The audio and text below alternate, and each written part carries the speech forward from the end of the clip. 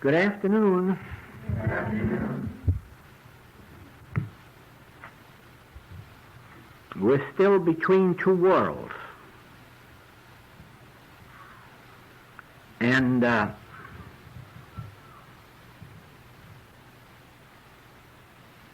one world is really not a world, but a sense of world, a material sense of this world. And the other is the world as it is, spiritual. And the subject with which we deal principally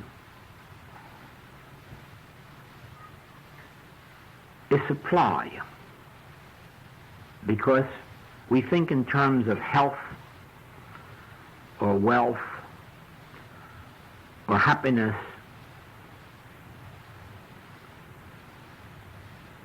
or peace, and all of these subjects are naturally supply, the supply of health or the supply of well-being, the supply of harmony. And so you have two ways to approach the subject. One is supply from the material sense. And the material sense of supply, now watch this carefully, the material sense of supply always refers to something external to you. The material sense of supply means something in the objective world. That is, a supply of money, a supply of homes, a supply of automobiles, a supply of paintings, a supply of art, a supply of literature. And so it is that in the material sense of life, all supply is considered to be material, and it is something which you acquire, or at least hope to, and certainly try to. Now, in the real world of spirit, supply is nothing external to yourself, nor is it ever to be acquired or attained or sought after. Because in the spiritual realm, supply is that which I am. I am the bread. I am the meat. I am the water. I can give you living waters. I have meat the world knows not of. Therefore, whereas in the metaphysical world you can demonstrate supply or companionship or home or transportation, when you are in a mystical message such as the infinite way, this is an absolutely illegitimate mode of thought, an absolutely incorrect one, virtually in the nature of sin, because it starts from the basis, I have not. And there is your sin, the sense of separation from God, the sense of separation from good, the sense of separation from completeness, infinity. It is for this reason that on manuscript number 5, Between Two Worlds,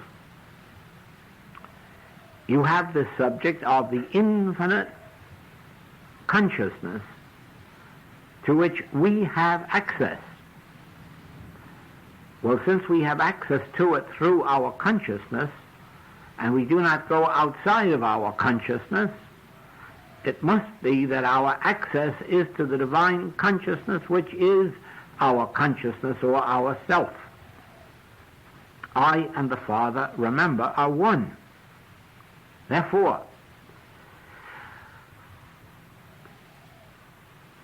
our awareness of supply, then, has nothing to do with drawing supply to us, but drawing the indwelling supply forth from us.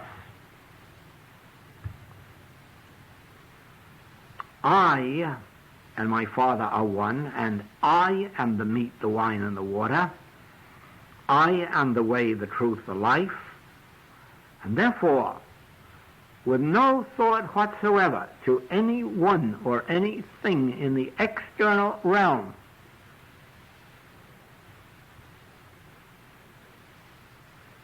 in the mystical life, we turn within and commune with our own inner being, with our own selfhood, with our own consciousness, the divinity of our being, and we abide in the realization of self-completeness,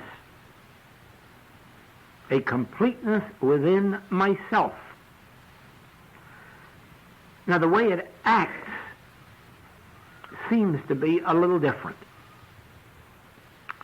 And for this, let us use an illustration again of a tree. This tree right outside the window. Look at this tree with the idea in your thought of self-completeness. In other words, that tree is complete within itself.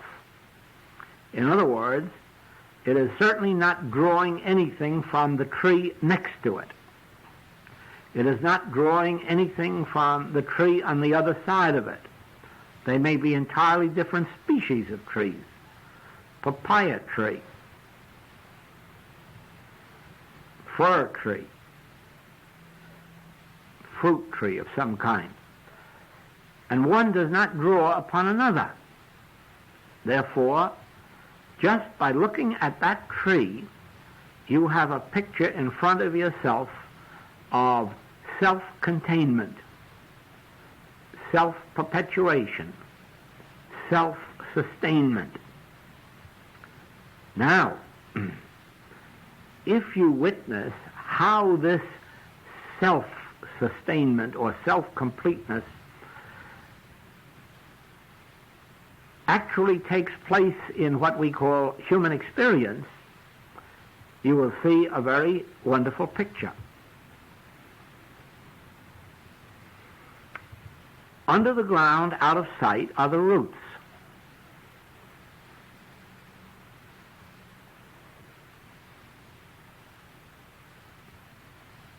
From way up in the clouds, rain falls or snow. Still higher, up in the skies, there is sun, moon, and stars sending their light, their warmth, their shine, their qualities, whatever they may be, down to earth. And the earth is absorbing the warmth of the sun and whatever else it may derive from the planets. And it is absorbing the food of the water, of the rain. And here is the miracle. Something within that tree is drawing into the tree the very qualities, the very food that it requires. It's drawing it right out of the earth. But the earth received it from the sky, from the clouds, from the sun, from the moon.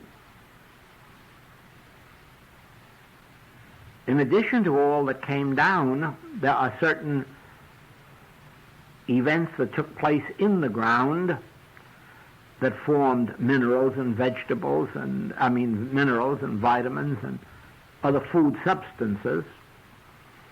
And so this invisible something functioning the life of the tree draws from the earth all this that comes from the earth, from the air, the clouds, and the sky, draws the particular food into the tree. And just remember that with a half a dozen species of tree, each tree is having drawn into itself a different food. One type of food for citrus fruit, and another type of food for another plant, and another type of food for the fir tree. And in some form or other, that which we call life, the life of the tree, is drawing these many substances together from heaven and earth into and up through the roots of the tree. And they're transforming this into still another substance, a sap, which is a combination of all those foods.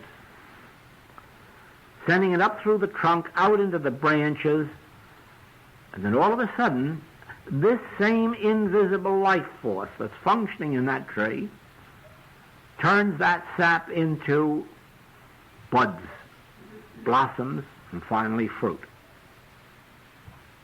So that everything necessary to the functioning of the tree, even the sunlight, which is up in the sky, the rain which is in the clouds, and the food that is in the earth, all of this is drawn into that tree by the life of the tree.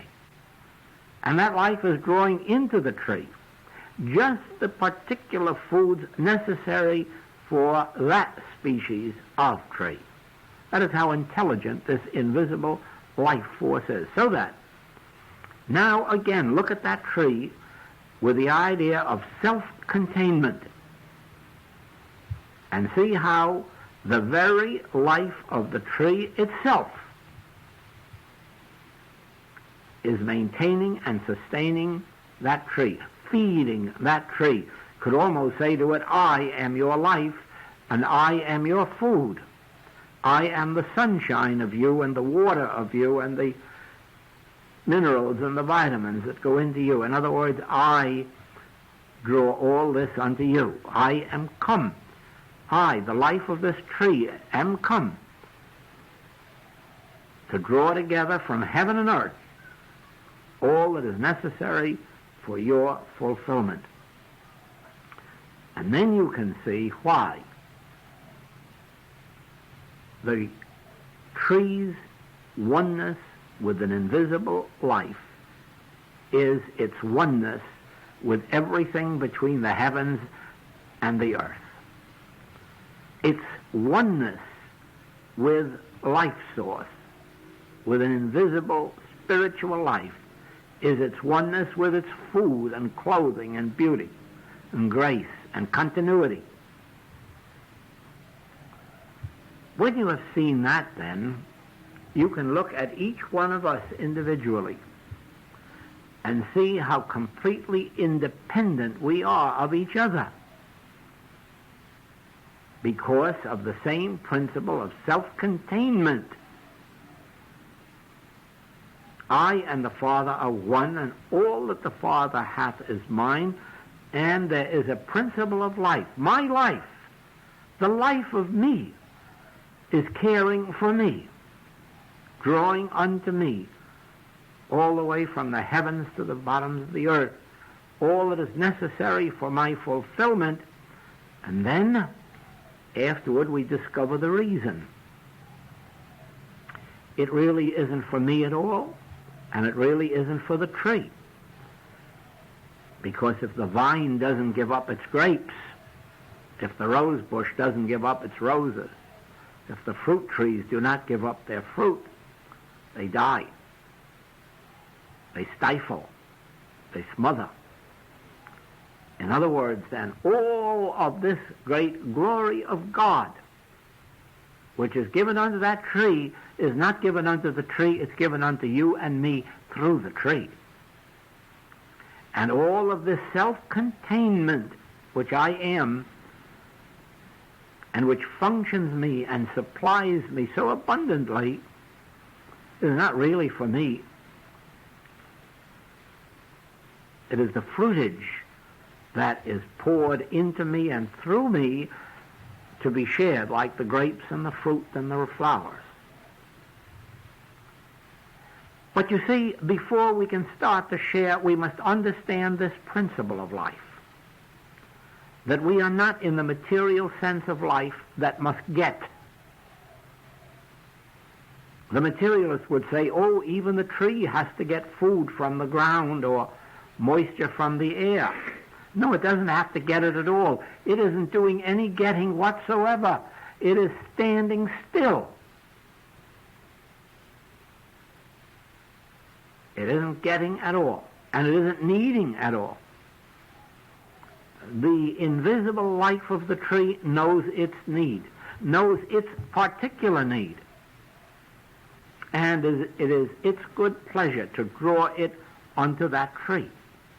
So the tree doesn't have to acquire or get or strive or struggle. It stands still in the realization of self-containment. So on the mystical path, the moment you realize that I live, yet not I, Christ liveth my life, the moment you realize that even in a measure, you have begun to see this principle of self-containment at work, self-fulfillment at work. I and my Father are one, and in my realization of this relationship, I let the infinite invisible draw unto me from the skies or the clouds or the air or the earth, and from every part of the universe, from all 6 continents and many islands, all that is necessary to my particular unfoldment.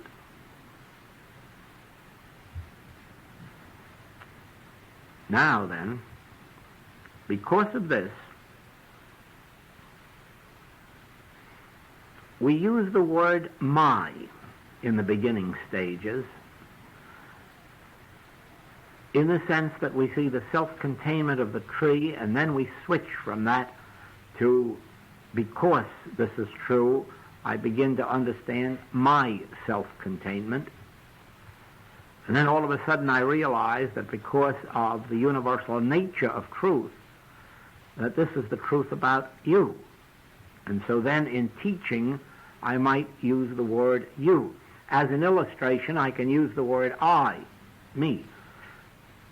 But when I'm teaching, I must use the word you to show that this is the truth of you. But then I must eventually go beyond all this, because none of this is really just true of me or you. This is universal truth. And therefore, I give up the use of the word I, me, mine, or yours. And I begin to speak in a language such as I might use of the sun or the moon. I could never say my sun or moon or your sun or moon. I speak of the sun as universal light and warmth. The light of and the warmth of the saint or the sinner, the white or the black, the oriental or the occidental, the Jew or the Gentile, makes a difference. And so ultimately, we begin to take the subject of supply and never refer to my supply or yours, because there is really no such thing as my supply or yours any more than there is the supply of a coconut tree or a papaya tree or a fir tree. There is no such thing. The life in one is the life in the other, and therefore it's all universal. And we have only used one tree as an example, but having caught the vision of self-containment, self-completeness in God, now we stop personalizing it and realize, this is a universal truth, and therefore there is no such thing as my supply.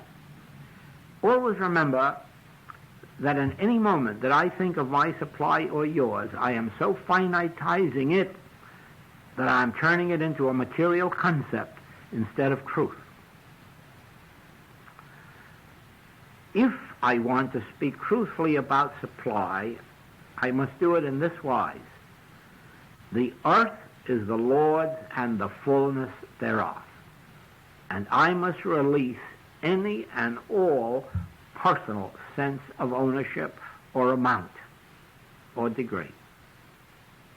I must lose all sense of limitation by not claiming anything as mine. The earth is the Lord's and the fullness thereof.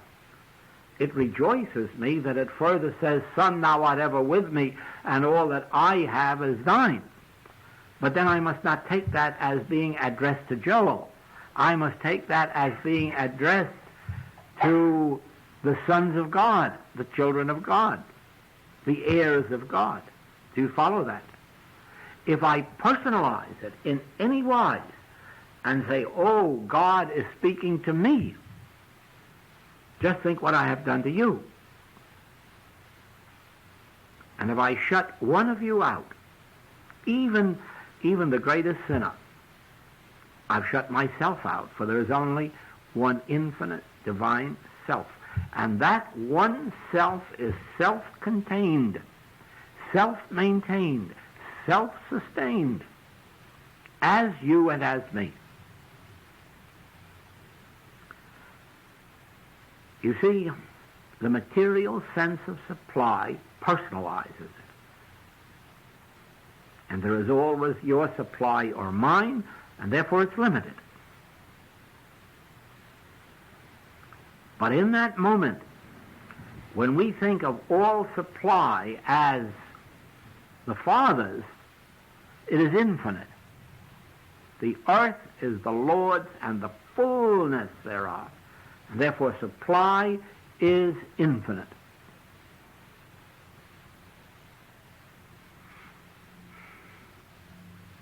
What about my supply? There is no such thing. There just is no such thing. You must learn to look out upon this world and follow it through the periods of depression in the world, of panics, of bank holidays, of crashes, of Black Fridays, and the Depression 30s. You must be able to look those years right in the face, and then look out upon this earth and see if there was any lack. See if there was any less of trees, or fruit on the trees, or vegetables in the ground, or fish in the sea, or birds in the air, or cattle on 1,000 hills, or coal in the ground, or oil in the ground, or gold, or silver, or platinum, or uranium. See if at any time in this world there has been a lack. And then you will begin to understand how true it is. The earth is the Lord's and the fullness thereof, and there is no less of it on earth in panic times than in boom times.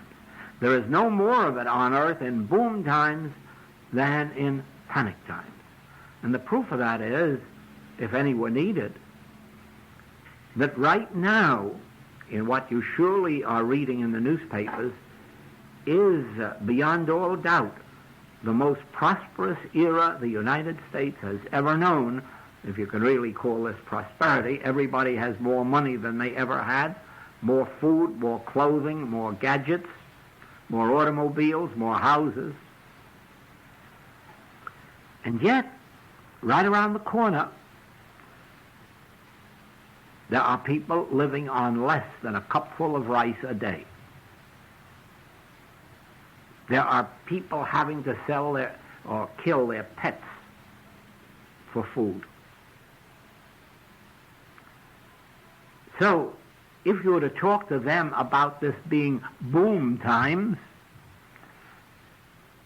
I think you'd find they would look at you very sadly and tell you that these are the poorest days the world has ever known. So you see, there's no such thing as abundance or lack. There is only our individual experience of abundance or lack. The abundance is always the same. Always the same. You might ask, of course, why it is that China and Russia and other countries are in such dire lack. Well, it's only for one reason.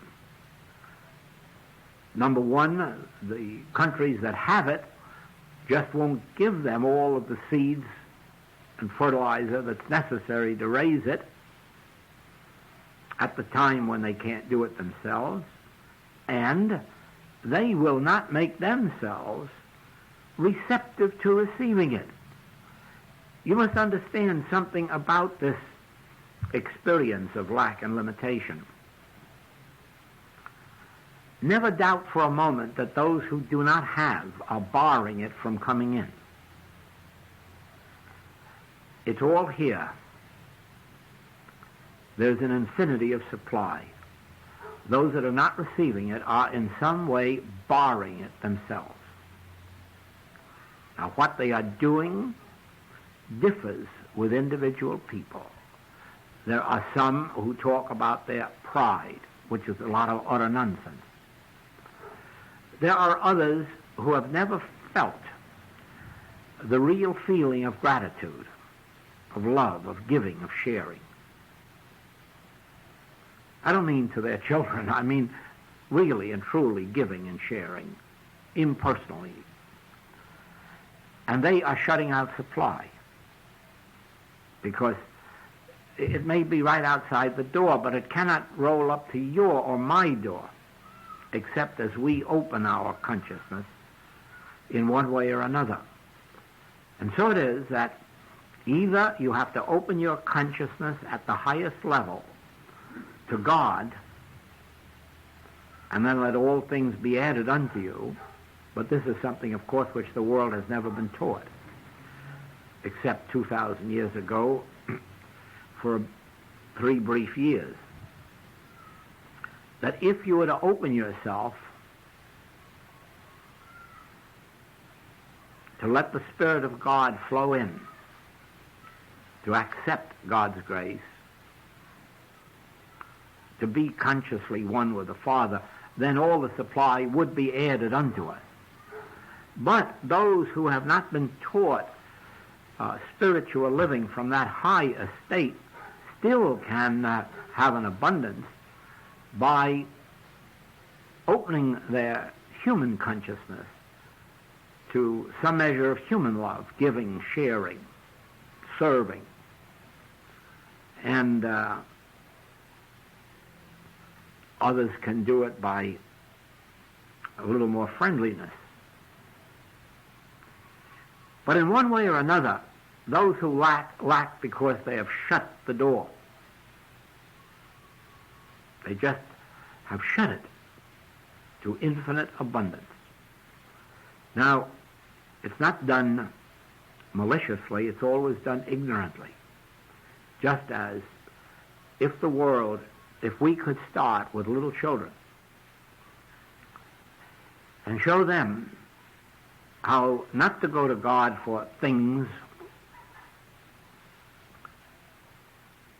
but to open the door of consciousness to admit the Spirit of God, the Christ, the Son of God,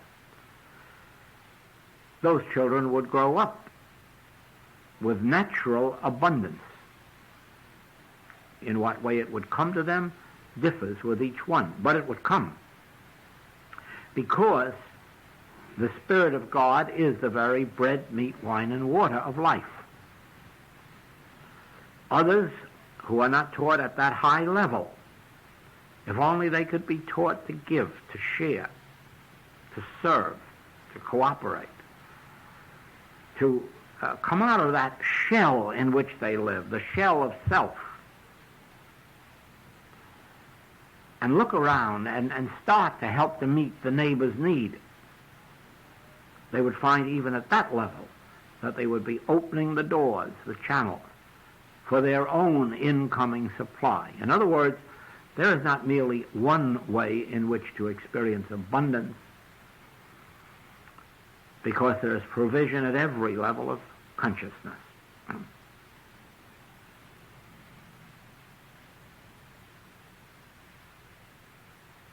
Many, many, many experiences do I know of people who, for one reason or another, came to the realization that they were shutting out supply by not loving sufficiently, giving, sharing, and decided on tithing, and changed the whole nature of their demonstration, even when it wasn't on the highest level of spiritual realization, even when it was at the level of just helping the neighbor or sharing with the neighbor. Now,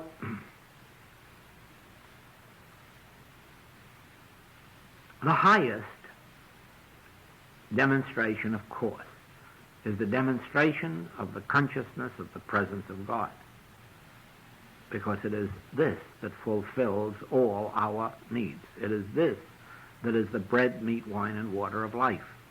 It is the realization of I in the midst of me that has come that I might have life and that I might have it more abundantly. So it is then that at the mystical level of consciousness, thought must never be permitted to dwell on supply as if it was something to come in, something to be gotten, something to be attained, or even earned, or deserved. Again, supply must never be thought of as personal, as my supply or your supply, except in illustrating and teaching.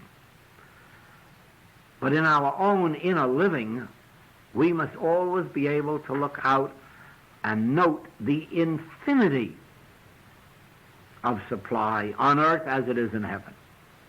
The infinity of supply in the air, in the sea, on the ground. And we must be satisfied with this, because the earth is the Lord's and the fullness thereof, and eventually we will discover why it is said, "And, son, all that I have is thine." But it's meant not that it's mine separate and apart from you. Son, speaking to all the sons of God, all that I have is thine. And then I do not personalize it.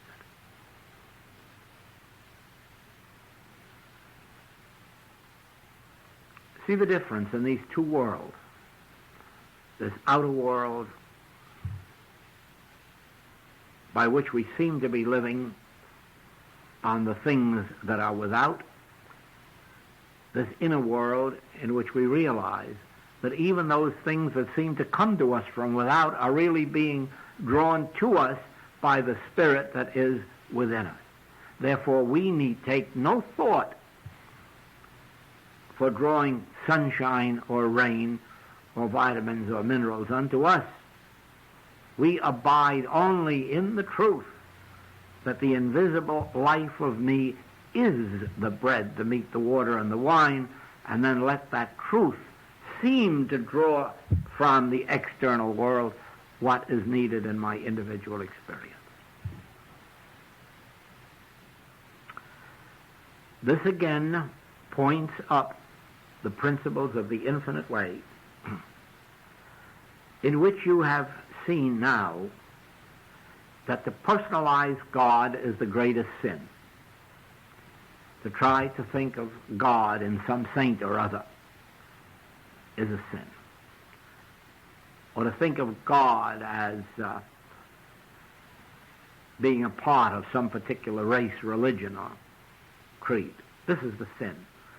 Because God is not a he or a she. God is spirit. May not even be an it for all I know. It more than likely is just I.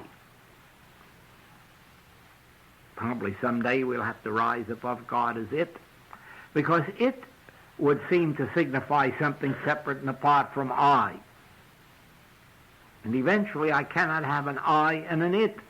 So even when we use it, we can only think of it in the terms of nude agenda, not as something separate and apart from I, because I certainly do not have gender. I am life eternal, but I am the life of male or the life of female or the life of neuter. It makes no difference. I am life eternal. In the same way you have seen, you cannot personalize error, because every single bit of trouble you ever get into will come from either personalizing God or personalizing error. And until you can behold error as it, an impersonal nothingness, belief in two powers, you cannot be free of it. And now you see that you must impersonalize supply, so that there is no such thing as my supply or thy. There is self-containment, self-fulfillment. I and my Father are one, and in that oneness is my completeness, my allness. That is, in the awareness of that relationship, in knowing this truth, in abiding in this truth. This is my fullness, completeness, but not mine separate from yours. You have the same fulfillment, the same completeness, the same perfection. You need only awaken to it. And you awaken to it in the degree that you can impersonalize God, impersonalize error, impersonalize supply, impersonalize love.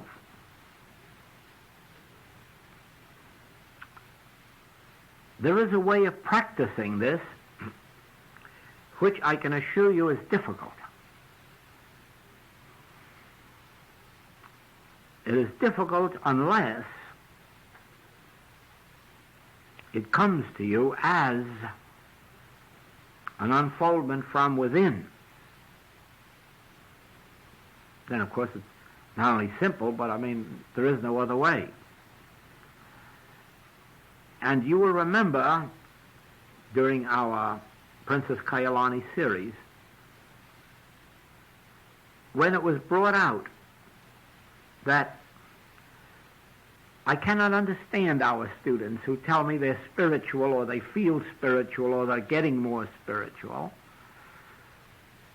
or making progress, because, frankly, in my entire metaphysical and spiritual life, I have never yet felt spiritual. I still do not know what that means to feel spiritual. All I know is I am what I am, whatever that may be. But I can't say that, well, to be spiritual or feel spiritual, I'd have to know what unspiritual is, and I don't know what that is. And I don't think anyone else does either. Now, this is impersonalizing, because I know right well that in spite of all the mistakes I've made in my life, and you know I don't make any claim to have had a perfect humanhood, all the mistakes I've made, and probably some of the wrongs I've done, I do not have a feeling today of having been personally responsible for it. I do not have the feeling that I was bad. I do know that I was ignorant of truth, that I had no awareness. And I do know that I was living from the personal sense of I, which always has to gratify itself in one way or another, and usually without caring at whose expense it is.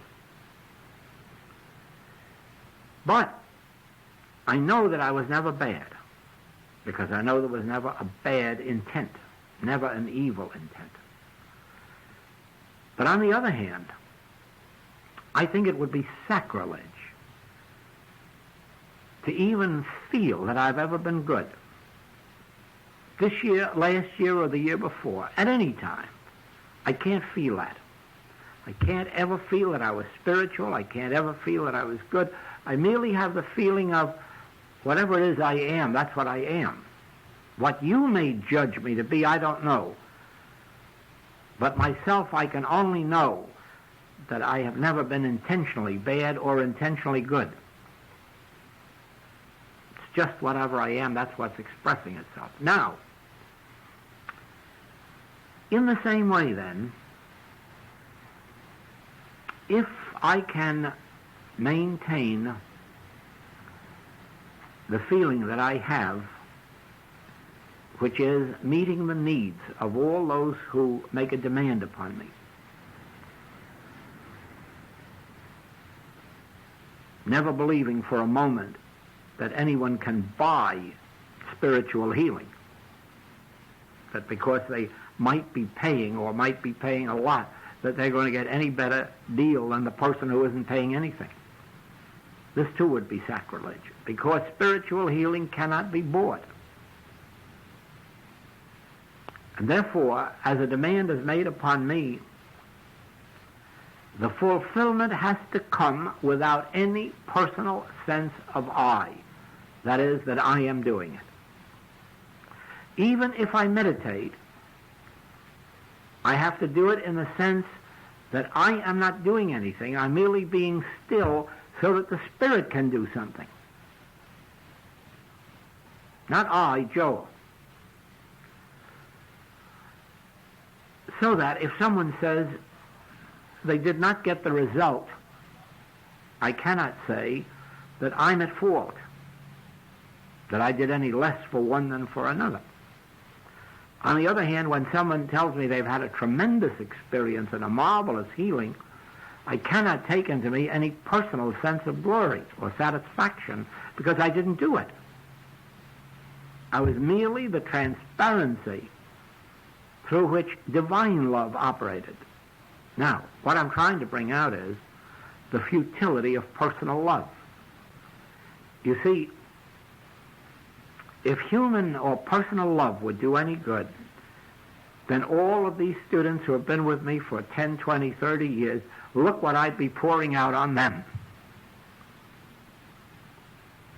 And see how indifferent I might be to the people who are just writing today because they found the books or heard that someone else was healed. Do you see what trouble you could get into by being personal or believing that any personal virtue of mine heals or benefits anyone? Do you follow that? That would mean I could give or I could withhold. Now, the only way in which you can express divine love is by neither giving nor withholding, and by knowing that you do not have the power to give or to withhold. You can merely be the instrument through which it takes place. Now, in the same way then, if we had dogs or cats or birds around,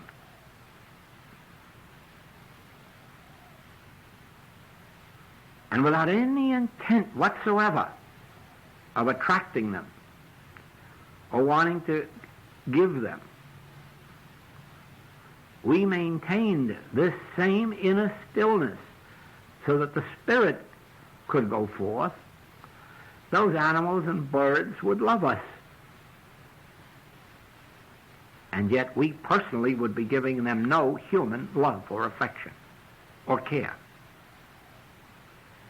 None.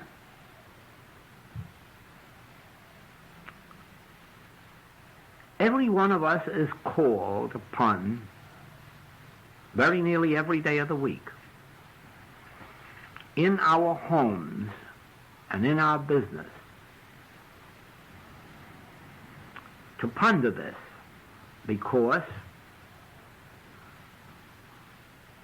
in spite of all we know, we are tempted to love humanly and to withhold love humanly, or to give more here and less there.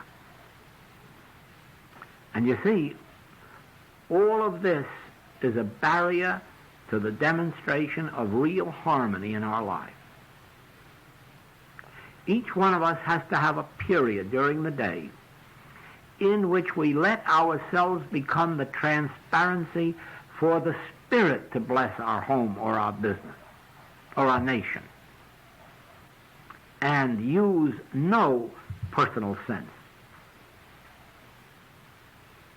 Oh, I don't mean that humanly we may not have a greater affection for one than another, That has to be because the others are responsible for it.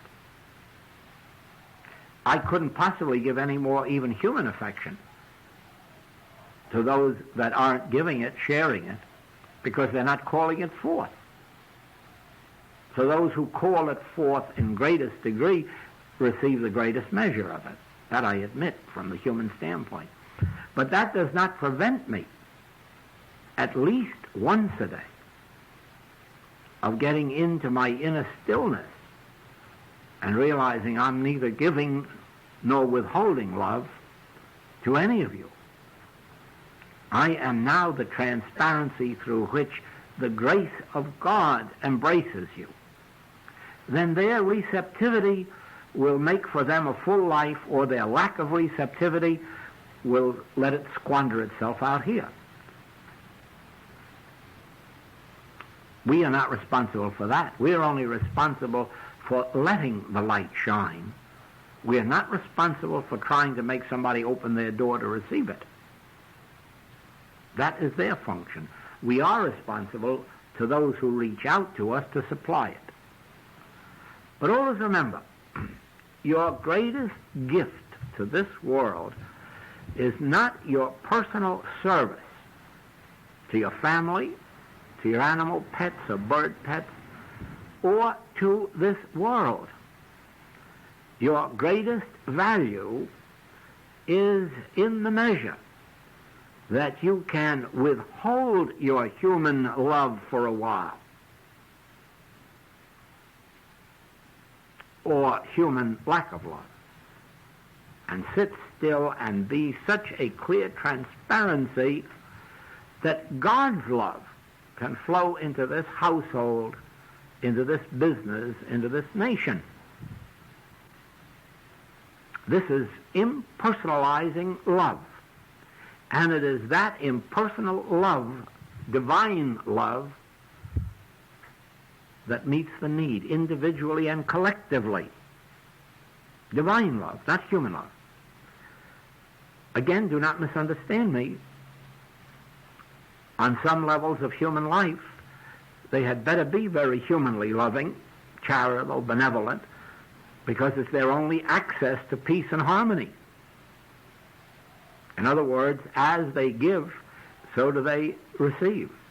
As they sow, so do they reap. But not at this level. At this level, your highest spiritual experience is divine love.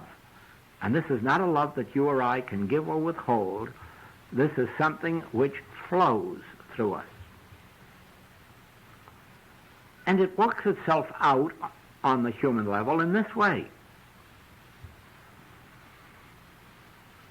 Everywhere we travel, there are groups that see more of us than the general public.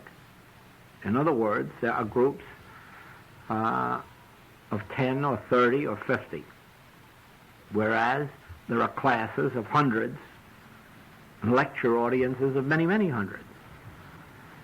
And so it is, you say, is that partiality? No. No, I am the same to all. But the degree in which you come, that determines whether you carry away a little or a lot. I do not determine it because I do not invite you. I welcome you when you come. I'm not offering any human love to the students around the world. I'm merely going around the world letting this light shine. Then those who come for 2 shares, 3 shares, 5 shares, 10 shares, they get that much away. Not because of me. It wouldn't bother me if it were necessary for us to take an auditorium for this group. It wouldn't bother me one bit. It just is the others aren't coming. They aren't forcing their way in. They aren't striving, struggling to reach. And I can't go out on the street and shoo them in, because they would not receive it even if they were sitting here. You see, an individual under the law of God lets the light of God shine through. He doesn't give it, he doesn't withhold it. There it is. And the size bucket you bring to the well is the amount of water you carry away.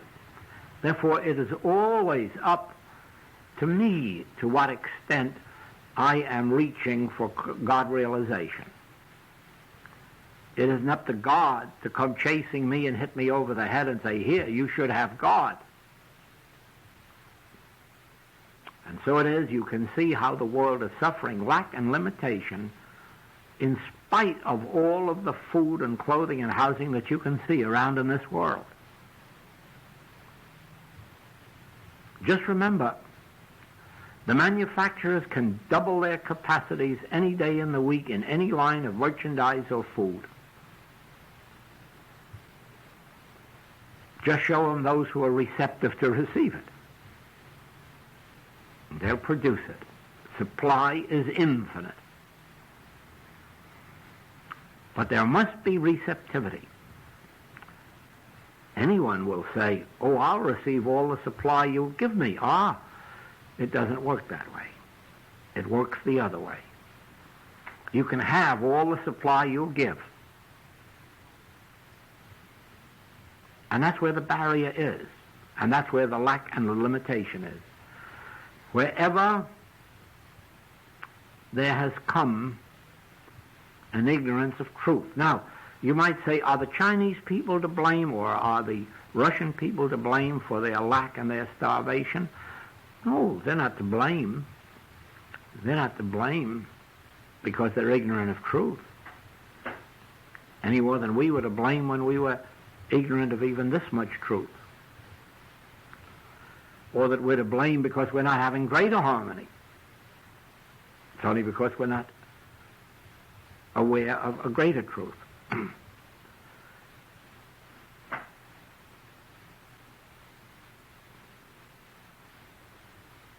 No.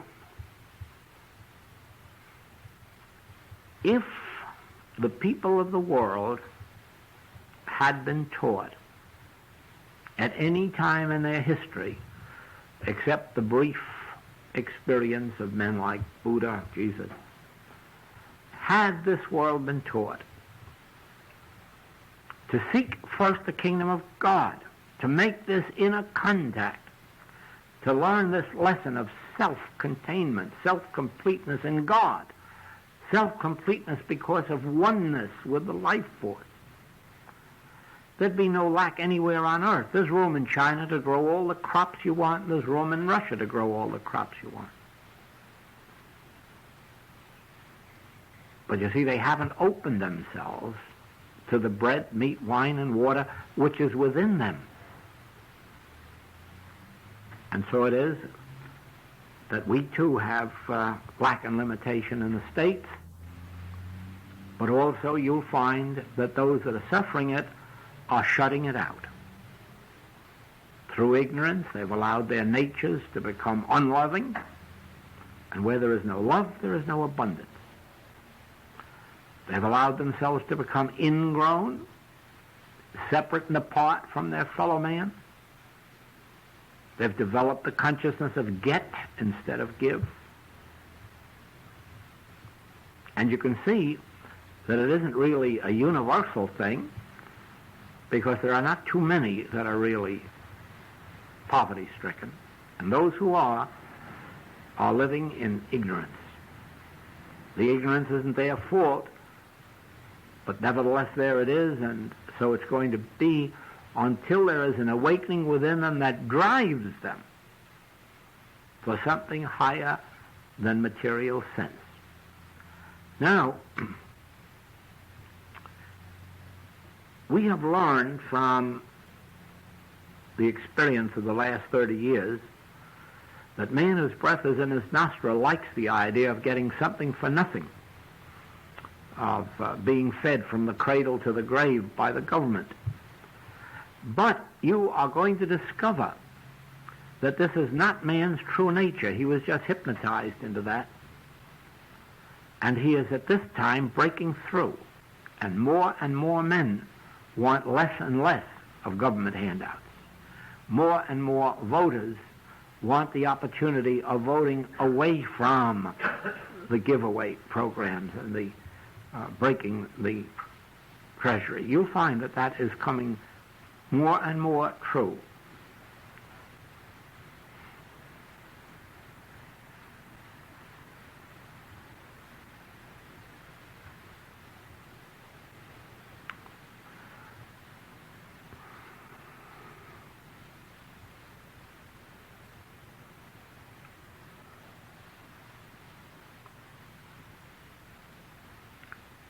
I just want to repeat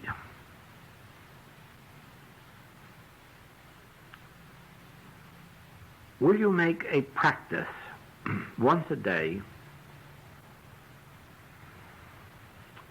of sitting quietly, let us say, as we are doing here this moment, and we can practice it right now in this moment, and let us love nobody. Let us give no love to anyone. And on the other hand, let us have no negative emotions. Hate, envy, jealousy, malice, revenge, indifference. Let's not have that. And let's not have any desire to love anybody. Now let us sit here for just a moment and let the Spirit of God, divine love, flow through my consciousness to this world.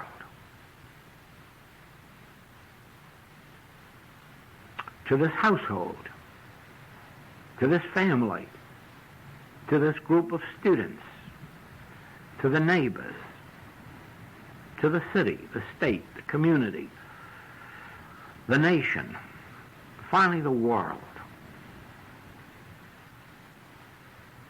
Thy grace is our sufficiency. Thy grace is the sufficiency of this world. Let thy grace be upon this world.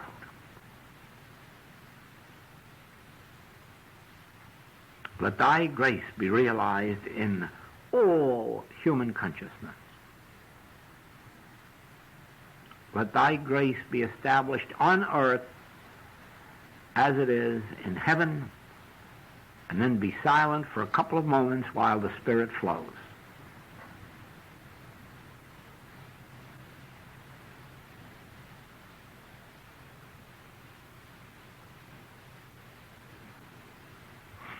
And so you have given no love, you have not loved, you have not withheld any love, you have not been unloving, you have merely been still, and you have let the still small voice be heard throughout all human consciousness. Thank you.